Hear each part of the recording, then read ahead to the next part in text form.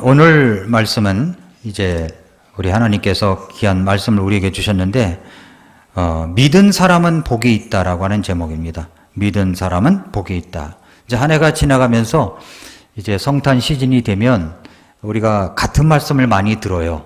찬송도 오늘 이제 캐롤송을 다 불렀죠? 예, 우리 나와서 특별 연주를 한 우리 플루팀들, 오늘 또 2절에는 너무나 힘있게 하셔서 누가 그렇게 힘있게 하나 이렇게 살펴봤는데 알 수가 없었습니다. 예, 아무튼 옛날에 제가 클라리넷을 했는데 클라리넷 연습을 했더니 클라리넷 선생님이 뭐라냐면은 목사님은 클라리넷 소리가 안 나고 트럼펫 소리가 나요 이러더라고요. 그게 칭찬인지 아니면 뭐 잘못됐다고 하는지 모르지만 아무튼 그랬는데 오늘 일단 플룻도 이렇게 열심히 한 모습이 좋았습니다. 우리 염창국 형제는 배운 지도 얼마 안 됐는데 무대에 또 등장하는 모습을 보니까 여러분 플룻 하고 싶은 마음 들지 않으십니까? 남자가 또 플룻 하니까 매력이 있는 것 같아요. 예, 많이 또 새해에도 모두 악기를 하시면 참 좋은 일이 일어날 것이라고 생각합니다. 이제 한 해의 마무리가 되면 우리가 늘 이제 성탄에 관한 말씀을 많이 들어요. 예수님 이 땅에 오심을. 그래서 여기 신앙생활을 오래 하신 분들은 이런 말씀을 많이 들으셨을 겁니다. 그러나 들어도 참 좋은 그런 말씀이고 복된 말씀이라고 생각합니다. 오늘 우리가 같이 불렀던 찬송 가운데 그 귀한 이름 한밤중에 한 천사가 속삭여, 이것은 너무 멜로디나 가사가 참 좋아요. 그래서 이걸 찬송을 우리 같이 불러봐야 되겠다 이렇게 넣었는데 참 좋았습니다. 또 우리 플로팀 나왔던 찬송도 좋았고요. 한 해가 되면 이제 이렇게 예수님이 이 땅에 오셨다고 하는 이야기를 많이 합니다. 근데 우리가 이제 한 해를 지나가면서 다사다난했던 일들이 많이 있었음을 우리가 기억하죠? 앞으로 한 해가 얼마 남지 않았지만 앞으로 들려올 소식이 있다면 정말 좋은 소식들을 많이 들었으면 좋겠습니다. 그동안 이제 저와 우리가 이 2년 동안 이 코로나로 인해서 정말로 너무나 고통을 많이 받고 있고 고생을 많이 했습니다. 미국의 어떤 뉴스에 나왔는데 앞으로 2년 동안 2024년까지도 이런 고통은 계속될 것이다. 이런 예측이 나왔는데 제발 그 예측이 불발이 되기를 바랍니다. 예, 좀 많이 끝냈으면 좋겠습니다. 그런데 이 슬픔 많고 고통이 많은 세상에서 가장 큰 보람된 일이 있다면 고통 속에 있는 사람들에게 기쁨의 소식을 전해주는 사람일 것이라고 생각합니다. 그러나 반대로 이 슬픔 많고 고통 많은 세상에서 최악의 일이 있다면 고통의 소식, 슬픔의 소식을 전달해주는 일일 것입니다. 코로나로 인하여, 오미크론으로 인하여 이런저런 들려오는 뉴스들은 우리를 더할 수 없는 두려움과 공포로 몰아넣고 있습니다. 지난 한 주간이 전 그렇다고 생각이 들어요. 굉장한 공포로 몰아넣고 있고 3차 접종을 안 하면 안 된다고 이야기를 하고 그렇습니다. 저는 접종을 하는 데 있어서는 우리에겐 자유함이 있다고 생각합니다. 못하시는 분들은 못하는 이유가 다 있는 거예요. 그런데 그것을 마치 정부의 정책에 따라주지 않는 것이냐 몰아붙인다는 것은 우리의 자유를 박탈하고 우리 자유를 빼앗아가는 요소라고 생각합니다. 기저질환이 있고 자기 몸이 이것을 맞으면 문제가 생길 것 같다라고 하는 분들은 안 맞습니다. 그런 분들은 그런 분들의 자유함이 있는 것이지 그런 것들을 모두 다 방역 패스를 도입을 해가지고 아이들까지도 학생들까지도 그렇게 한다고 하는 것은 그 정책이 저는 잘못됐다고 생각합니다. 정부의 정책은 잘못된 겁니다.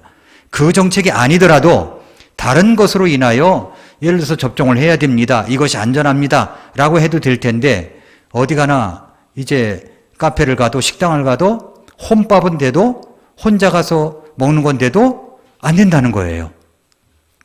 저도 이제 카페나 식당을 가면 혼자 앉아 있어야 돼요. 우리 집사람이랑 늘 같이 붙어 앉아 있었는데 이제는 떨어져 앉아야 돼요. 근데 제가 좋아하는 이유가 각자 돈을 내니까 이제 이렇게 좋아하는 합니다만은 그러나 너무나 좀 그렇습니다. 우리 동네에 카페 하나가 생겼어요. 새로 생겼어요. 그래서 이제 카페 하나가 생겼으니까 가보자. 우리 집사람이랑 가는데, 이제 방역 패스가 안 되는 사람은 그저 앉지도 못하고 여기서 받아가지고 나가야 된다는 거예요. 그래서 그게 아니다. 혼자도 올 수 있다.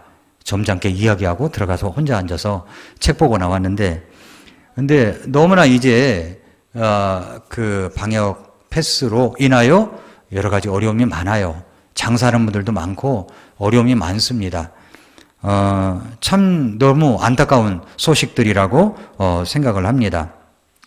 우리는 정말로 역병과 싸우느라 지쳐있고 힘들어하고 있습니다. 교회조차도 방역 패스를 하려고 했었던 것 같아요. 예. 그래서 방역 패스가 없으면 못 들어온다. 이런 걸 하려고 그랬는지 모르지만은 우리 교회는 뭐 30%, 70%라고 하는데 다 오셔도 괜찮습니다. 예, 넉넉한 자리가 있기 때문에 괜찮습니다. 이런 모습들이 이제 너무 어려움에 있고, 또 저도 뭐 코로나 검사를 해봤지만은 정말로 의료업계에 또 의료계통에 있는 분들이 너무 고생을 많이 하고 있더라고요. 이런 분들을 위해서 우리가 좀 격려도 많이 해주고 또 이런 분들을 위해서 기도가 많이 필요하다고 생각합니다. 2021년도 이제 한 해가 저물어가는 시점에서 우리에게 어떤 뉴스가 들려오고 있습니까? 어떤 소식이 기다려집니까? 바라기는 우리 성도님들 가정마다 개인마다 좋은 기쁜 소식들을 많이 들을 수 있기를 바랍니다. 이 지구상에 일어나는 소식 가운데 가장 기쁜 소식이 있다면 어떤 소식일 것이라고 여러분 생각하십니까? 그것은 바로 예수님께서 이 땅에 오셨다는 소식입니다. 예수님께서 이 땅에 오셨습니다. 그래서 노래합니다. 기쁘다 구주 오셨네 만백성 맞으라. 오늘 본문인 누가복음 1장에서는 인류 역사상 가장 큰 기쁨의 소식이신 예수님이 이 땅에 오시는 일에 쓰임받은 마리아의 이야기가 기록되어 있습니다. 나사렛 땅에 살고 있던 무명의 한 소녀가 위대한 일에 쓰임받은 비밀이 기록되어 있습니다. 어떻게 이 여인은 그렇게 쓰임받을 수가 있었을까요? 이 사건을 통해서 이 슬픈 많고 고통 많은 세상에서 우리가 붙들어야 할 것, 지향해야 할 것이 무엇인가를 우리가 이 말씀을 통해서 깨달아 알 수가 있습니다. 마리아는 정말로 유명한 여인이에요. 제가 구원받기도 전에 어렸을 때 교회도 안 다녔고 뭐 구원도 모를 때 저는 그때부터 마리아를 알았습니다. 어떻게 알았냐 그랬더니 패트킴 누님 때문에 알은 거예요. 패트킴 누님이 아니라 이분이 38년생이니까 모치님이더라고요. 저에게 있어서. 저희 어머니, 아버님 연세 또래더라고요. 금년 들어 83세이시라고 합니다. 패트킴이 부른 노래 가운데 마리아 마리아 사랑하는 마리아, 아주 뭐 제가 유행가 도사였기 때문에 많이 불렸던 적이 있습니다. 그런데 그런 유행가 가사 속에 들어있는 마리아가 아니라 성경 속에 나오는 마리아의 진짜 믿음을 알아야 됩니다. 그런데 문제는 사람들에게 있어서 마리아에 대하여 지나친 극단적인 두 가지 태도가 있다는 겁니다. 하나는 이 마리아에 대해서 너무 무관심한 태도예요. 무관심한 태도. 또 하나는 뭐냐면 마리아에 대해서 너무 극찬하고 지나친 평가를 하는 것입니다. 그것이 바로 천주교에서 하는 평가죠. 마리아를 하나님의 어머니라고 합니다. 그러나 예수님의 어머니일진 몰라도 하나님의 어머니는 아니에요.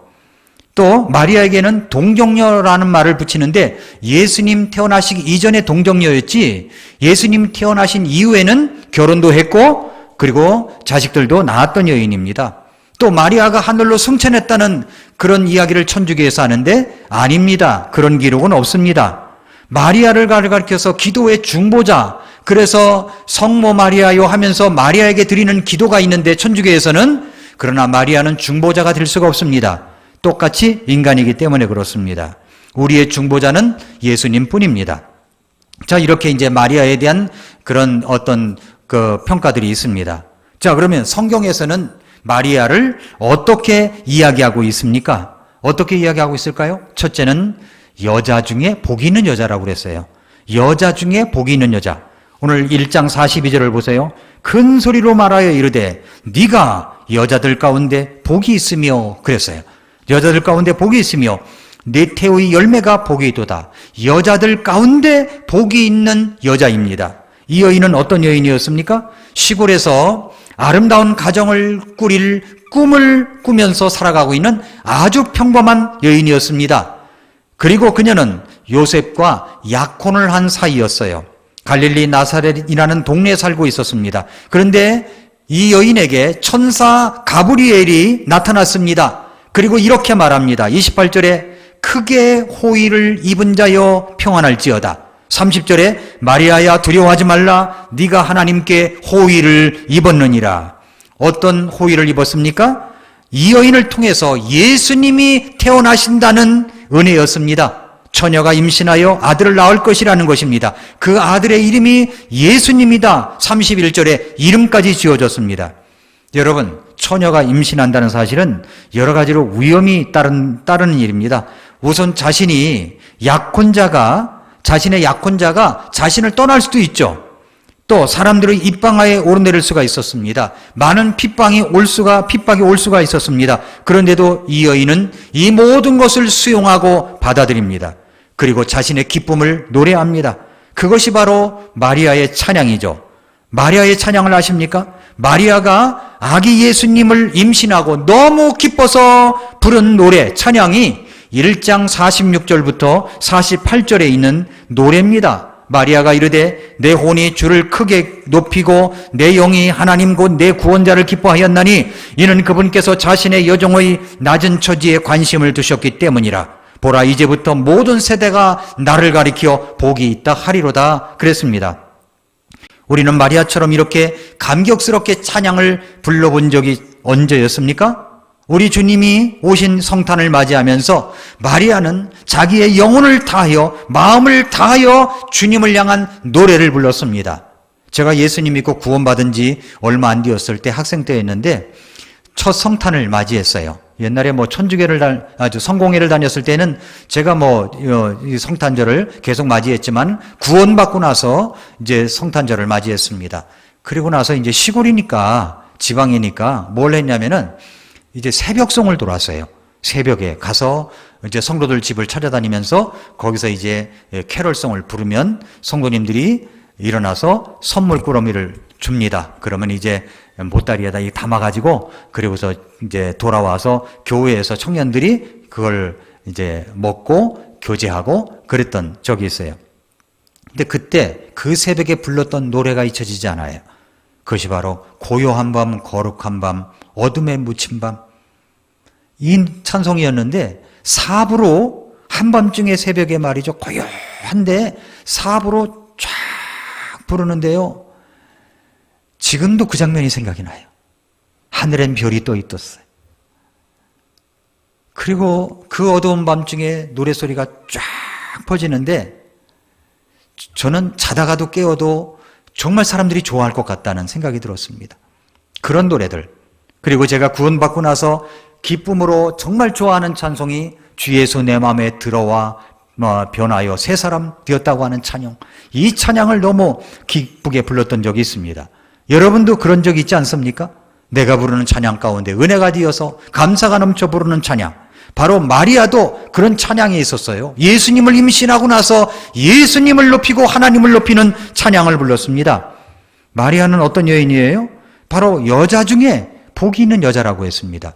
성경의 또 평가는 뭐냐면 마리아는 주의 모친이라는 칭호를 받았습니다. 43절에 보니까 내 주의 어머니가 내게 오시다니 어찌 이 일이 내게 임하였는가. 내 주의 어머니라고 했거든요. 세 번째로 마리아는 뭐라고 그랬냐면은 그분께서 모든 세대가 나를 가리켜 복이 있다라고 했습니다. 모든 세대가 나를 가리켜 복이 있다 하노다. 그렇습니다. 우리 주님은 오늘 성탄 시즌에 저와 여러분들에게 마리아처럼 부를 수 있는 노래가 있기를, 회복하기를 원하십니다. 어떻게 우리는 이렇게 감격스럽게 영혼을 다하여 마음을 다하여 찬양을 부를 수 있을까요? 예수님이 오셨다는 이 성탄 즈음에 우리가 주님을 높이는 일은 마땅히 해야 된다고 믿습니다. 그래서 우리가 성탄 감사 예배 드릴 때 크리스마스 칸타타의 찬양대가 와참 찬양을 할 때 같은 마음으로 가사를 마음에 담아가지고 주님께 찬양을 올려드려야 될 이유가 여기에 있는 것입니다. 그렇게 마리아는 성경에서 그렇게 평가를 받고 있습니다. 그렇다면 마리아가 예수님이 이 땅에 오심에 쓰임받은 통로였는데 우리도 그렇게 쓰임받으려면 어떻게 해야 될까요? 어떻게 될까요? 첫째로 하나님의 호의를 사모해야 됩니다. 하나님의 호의를 사모해야 돼요. 마리아는 선택된 여인입니다.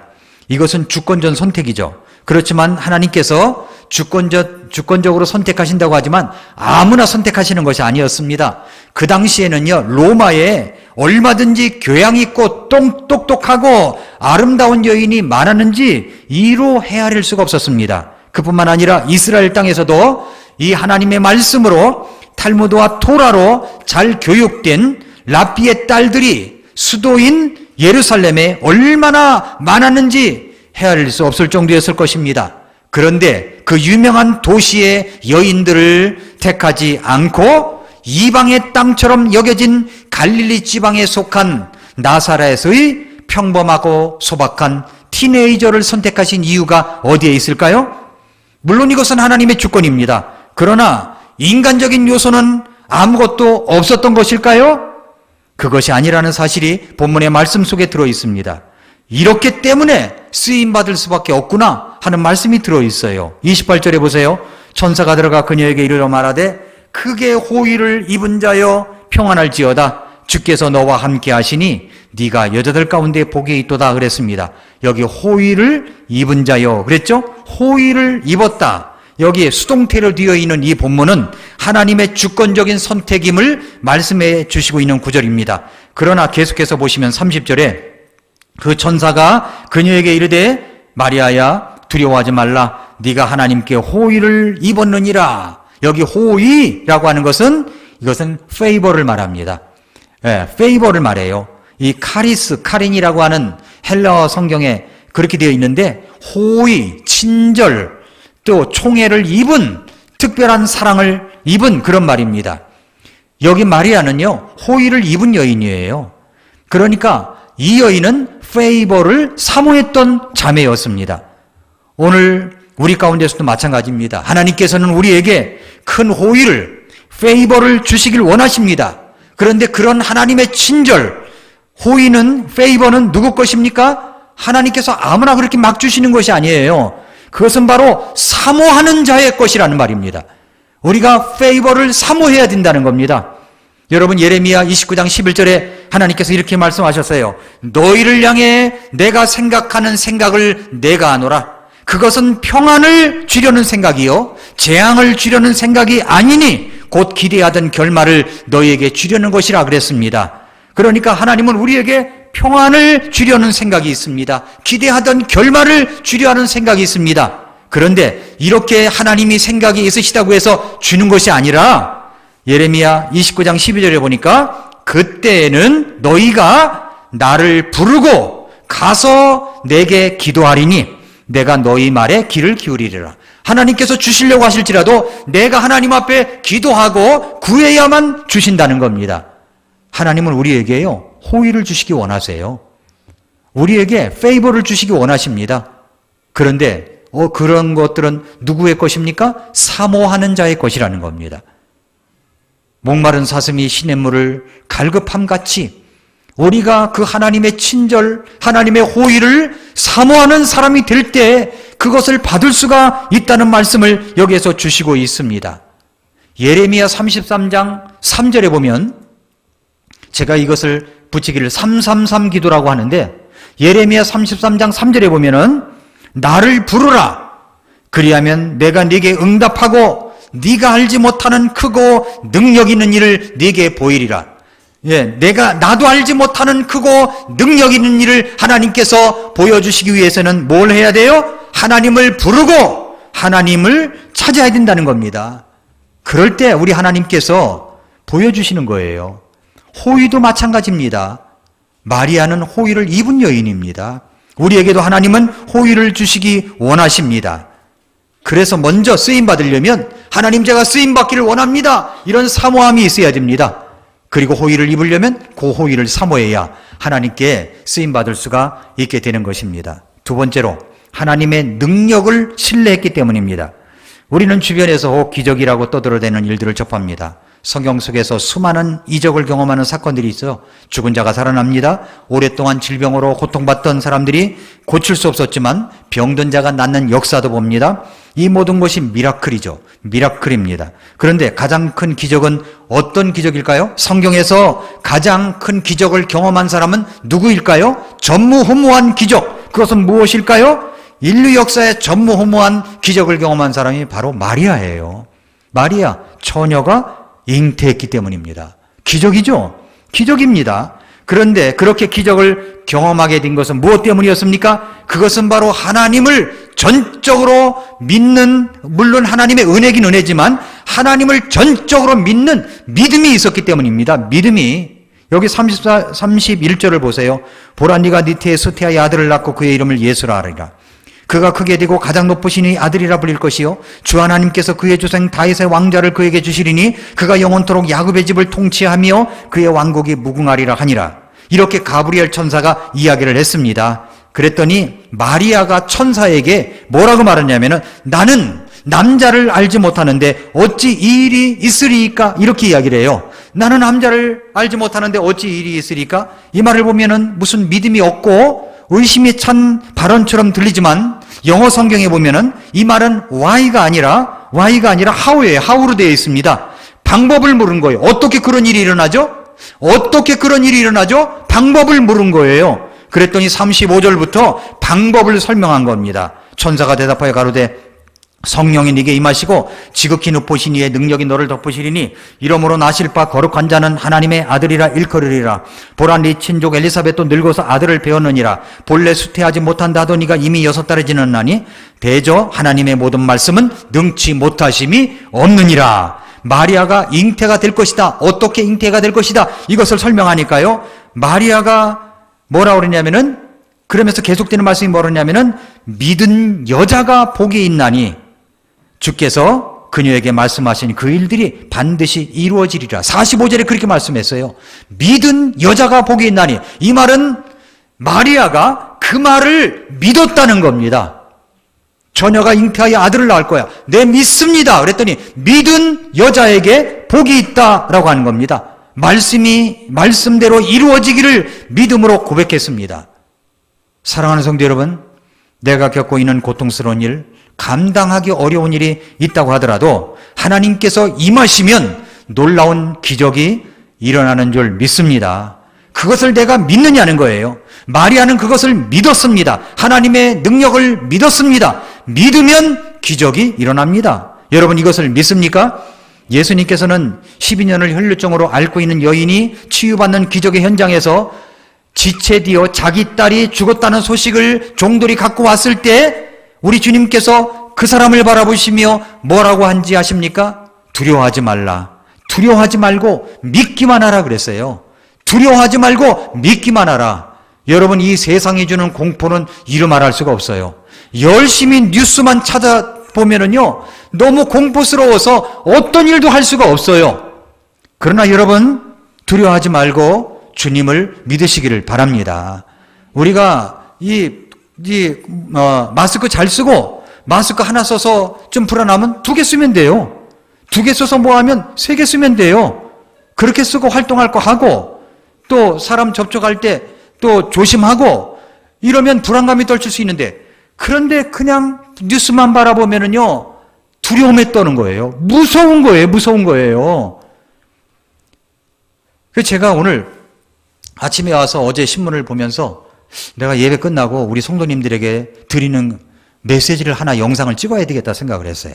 이따 저녁에 한번 보세요. 너무 사람들이 불안해해요.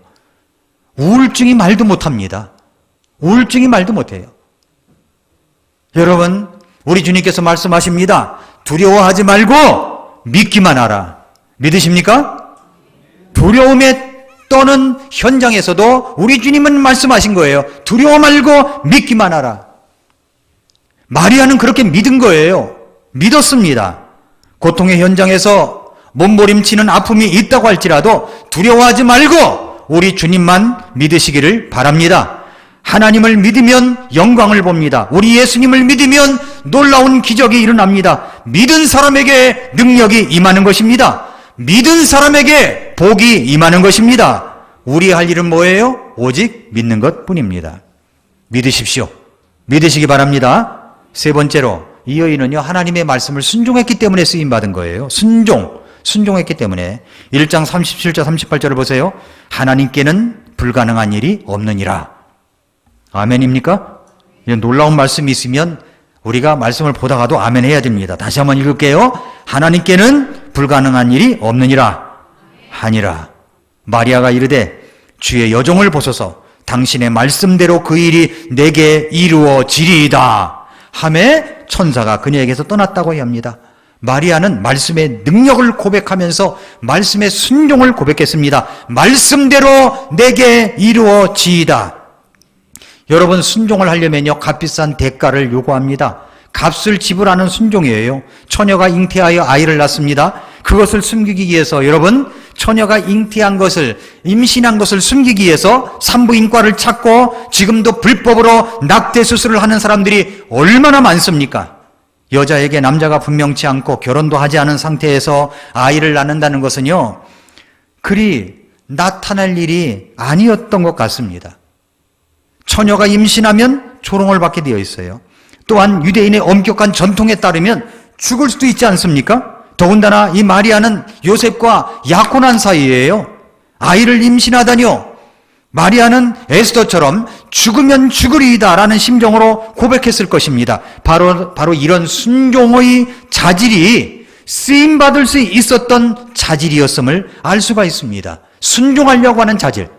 말씀만 깨닫게 되면 내가 순종해야지. 이런 마음이에요.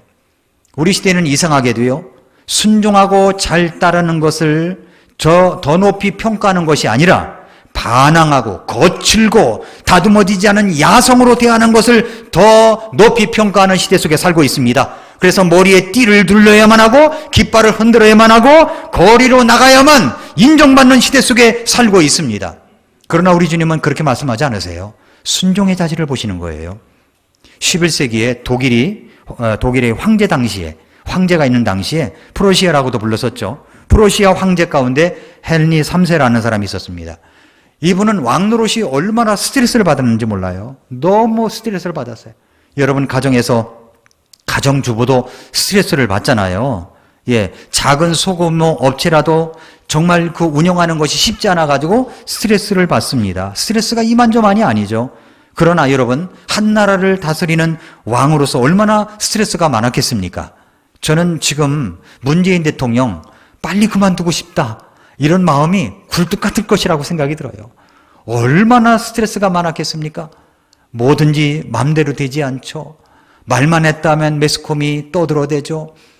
아무튼 얼마나 스트레스가 크겠어요. 너무 스트레스가 클 것 같아요. 누구든지 스트레스가 없는 사람이 없죠. 근데 이 왕이 얼마나 스트레스가 컸겠습니까? 그래서 더 이상 내가 이 일을 하고 싶지 않다고 생각하고, 내가 저 수도원에서 수도사들처럼 밤낮 기도만 하고 말씀 묵상하고 이러면서 지냈으면 좋겠다, 이렇게 생각을 했습니다. 나도 깊은 산속에 들어가서 내 한평생을 좀 그렇게 보낼 수 없을까? 그래서 이제 그렇게 마음을 먹고, 그렇게 하자고 마음을 먹고 수도원의 원장이었던 리차드라고 하는 수도사를 찾아갔습니다. 그래서 이제 수도원에 들어갔습니다. 수도원에 들어가는 걸 뭐라고 그러니? 입사는 회사고, 이 수도원이니까 입원인가요? 뭐 입원인가 뭔지, 아무튼 수도원으로 갔어요.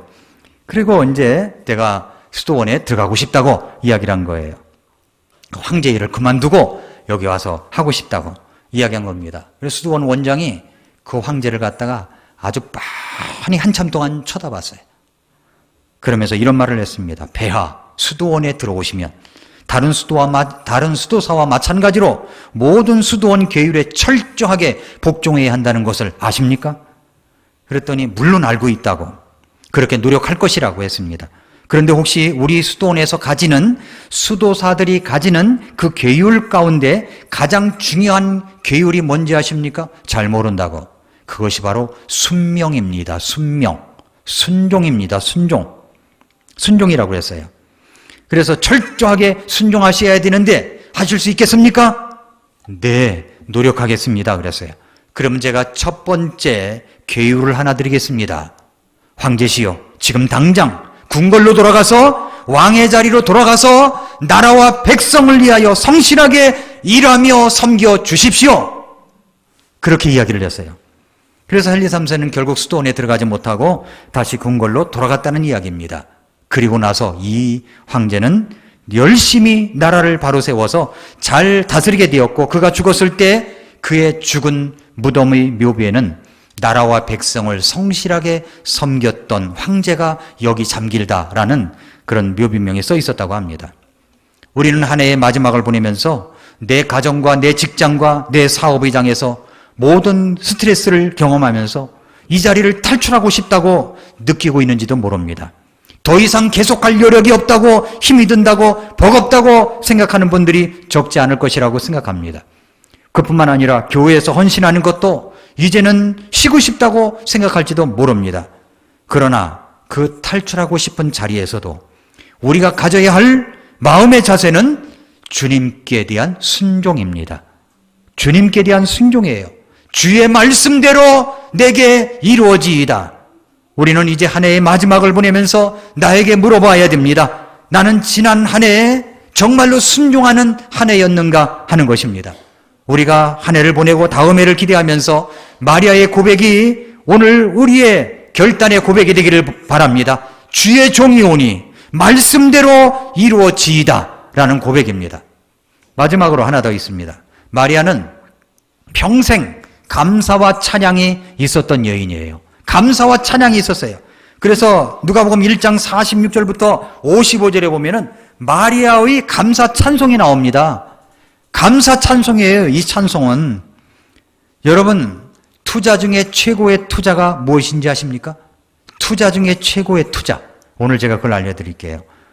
버틀러 컨시어즈 주식회사라는 회사가 있습니다. 아리아 나오육이라고 하는 대표가 책을 하나 썼는데 부자의 집사라는 책을 썼어요. 그러니까 부자들의 집사 노릇을 하는 회사를 운영하고 있는 겁니다. 어떤 부자만 받아서 관리를 해주냐면은 총 자산이 500억 이상인 사람, 또 연수입이 50억 이상인 최고위급 인사만 관리하는 집사였습니다. 식사 준비, 운전기사, 또 재무, 스케줄 관리, 비즈니스 자문까지 해주는 이 부자들의 일거수일투족을 관리해주며 총괄적 책임을 해주는 회사입니다. 근데 그런 회사를 운영하면서 집사로서 부자들은 어떻게 부자가 되는가 하는 것을 기록을 했어요. 그래서 책 제목이 뭐냐면 집사가 남몰래 기록한 그 부자의 투자의 원칙. 그것이 챕터 1이고 챕터 2는 집사가 남몰래 기록한 부자의 소비 원칙. 3장은 집사가 남몰래 기록한 부자의 인간관계. 4장은 집사가 남몰래 기록한 부자의 금전 철학. 이렇게 이제 되어 있었어요. 부자는요, 불경기가 되면 기뻐한다는 겁니다. 지금 부자들 얼굴 모아보세요. 얼마나 좋아하는지 몰라요. 여러분, 기쁨이 있습니까? 그럼 부자인 거예요. 불경기 때 기뻐하는 거예요, 더. 또 부자는 떳떳한 돈이 아니면 취하지 않습니다. 부자는 큰 돈보다 잔돈을 소중히 여겨요. 부자의 장지갑을 보라고 그랬어요. 부자는 장지갑을 가지고 다닌대요. 장지갑을 열어보면요, 그 안에 지폐도 아무렇게나 들어있고 막 영수증에 지폐에 막 꼬깃꼬깃 들어가 있는 게 아니라 일렬로 순번으로 착착착착 되어 있다는 겁니다. 그런 책이 있어요. 부자는 장지갑 좋아한다는 거 책이 있습니다. 그런데 부자는요, 이 책에 보니까 마지막 페이지에 이런 내용이 들어있어요. 돈보다 소중한 가치를 절대 잊지 않는다 그랬어요. 돈보다 소중한 가치를 절대 잊지 않는다. 진정한 부자들은요, 돈에 목적을 두지 않습니다. 돈이 목적이 아니라 수단으로 여깁니다. 무언가를 달성하기 위한 수단이죠. 부자들은 돈을 벌기에 앞서 돈보다 더 소중한 가치를 찾고 이를 목표로 삼아서 더 열심히 일합니다. 이것이 바로 부자들의 집사였던 기록입니다. 그런데 그 중에서 부자의 투자 원칙, 그것이 마음에 아주 담아졌습니다. 부자가 어떻게 투자를 하느냐? 집사가 남몰래 기록한 부자의 투자 원칙이 있습니다. 부자는 어떻게 투자를 할까요? 원칙 한 가지만 제가 알려드릴게요. 한 가지만. 부자는 투자를 할 때 타는 상품에는 절대 투자하지 않는다는 거예요. 타는 상품. 종이 불을 붙이면 탈까요, 안 탈까요? 탑니다. 여기엔 투자를 안 해요. 불을 붙여봐가지고, 상품에 불을 붙여봐가지고 타는 상품에는 투자를 하지 않는다는 거예요. 재해나 전쟁과 같은 예기치 못한 일이 발생해도 실체가 남는 것, 즉 어떤 상황에서도 가치가 크게 변하지 않는 투자 상품은 믿어도 괜찮다는 겁니다. 자, 지폐, 돈이 있으면 불을 붙여보십시오. 휴지 조각이 돼버려요. 그냥 타버립니다. 국가가 재정 파탄이 일어나면 마찬가지로 지혜를 어떤 그 지폐가 타버리는 것 같은 결과를 가져옵니다. 또 부자는 보편적인 가치가 있다고 인정받은 상품에만 투자를 한다는 겁니다. 예를 들어서 세 가지를 얘기해요. 첫째는 뭐냐면 토지예요, 토지. 땅. 건물은 타지만 토지를 남는다는 거죠. 또 금, 백금. 고온에서는 녹아 없어지지만 그런 일은 드물잖아요. 아무리 분쟁이 나고 천재지변이 난다고 하더라도 가치는 그대로다 하는 겁니다. 세 번째는 뭐냐면 특허랍니다. 특허는 남는다는 거예요. 그러니까 부자는 어떤 상황에서도 가치가 크게 변하지 않는 상품에 투자를 한다는 겁니다. 성경에서도 투자에 대해서 이야기를 합니다. 보물을 땅에 쌓아두지 말고 어디에 쌓아두라고요? 하늘에 쌓아두라고 말씀합니다. 하늘에 쌓아두는 투자가 그게 얼마였든지 간에 하나님은요, 돈이 얼마냐 이걸 보시는 게 아니에요. 그 사람이 얼마나 진실된 마음으로 정말로 마음과 정성을 다하여 드리느냐, 과부의 두 렛돈처럼 그렇게 드리는 그것을 하나님은 하늘에 보물을 쌓아둔다라고 말씀을 하고 있습니다.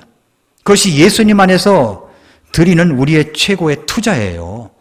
마리아는 최고의 투자를 했습니다. 그게 뭡니까? 감사 찬양이에요. 투자 중에 가장 좋은 투자는 감사입니다. 감사로 드리는 거예요. 감사. 마리아는 감사의 찬양을 올려드렸습니다.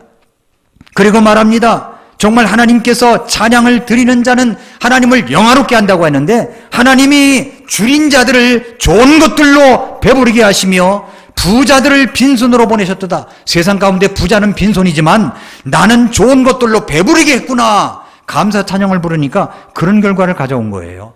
시편 136편은요. 한 절마다 오 주께 감사하라. 그분은 선하시며 그분의 긍휼은 영원하도다. 계속 나옵니다. 주께 감사하라.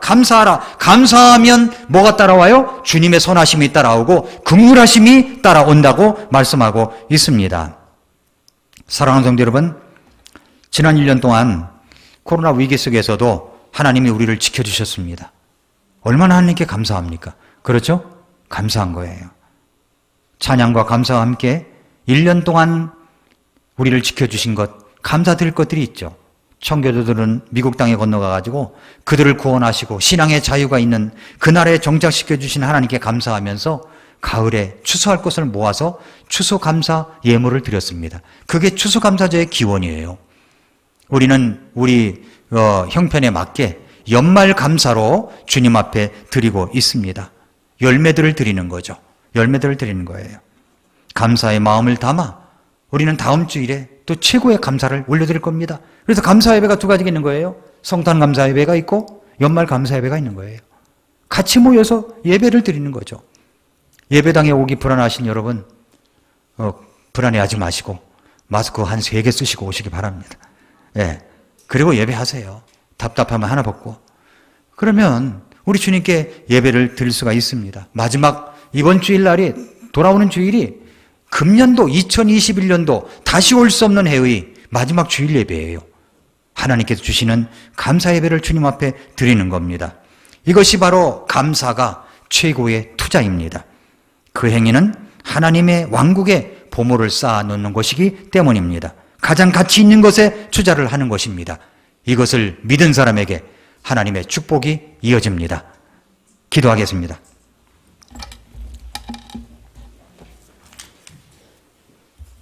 이 시간 머리 숙여서 기도할 때 하나님께 우리 앞에 감사를 드리십시다.